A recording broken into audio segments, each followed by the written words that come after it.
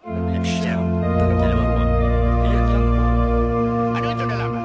Kawawa kayong mayayaman, sapagkat maginhawa na kayo.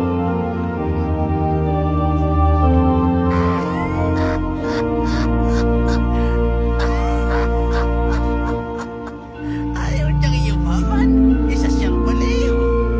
Kawawa kayong nagsisitawa ngayon, sapagkat kayo magsisitangis. Kawawa kayong pinupuri ng mga tao, pagkat gayon din ang kanilang ginawa sa mga bulaang propeta. Sinasabi ko sa inyo, ibigin ninyo ang inyong kaaway. Gawan ng mabuti ang galit sa iyo. Pagpalain niyo sila na sa inyo lumalain. Ipanalangin ang walang tiwala sa iyo.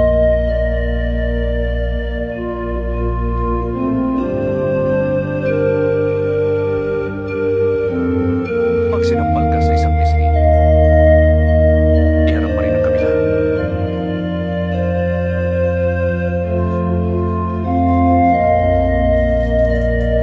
Pag inagaw ang iyong palapal, ibigay mo pati ang iyong damit. Bigyan ang humihingi sa iyo. At pag kinuha ang ari-arian mo, huwag mo nang bawiin pa.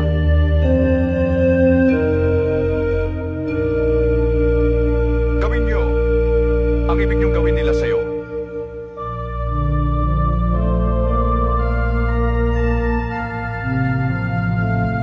Kung mahal mo lang ang umiibig sa iyo, bakit ka gagantimpalaan? Ito'y gawin ng mga makasalanan. Kung mabuti ka doon sa mabuti lang sa iyo, bakit ka magpapalain? Ginagawa rin ito ng mga makasalanan. Hindi na siya nang ibig hawakan. Ang kinausap pa.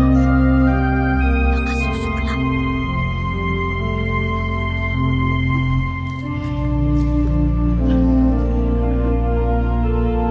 Hindi. Ibigin niyo ang inyong kaaway. Gawan niyo sila ng mabuti at ikaw ay magpahiram ng walang kapalit.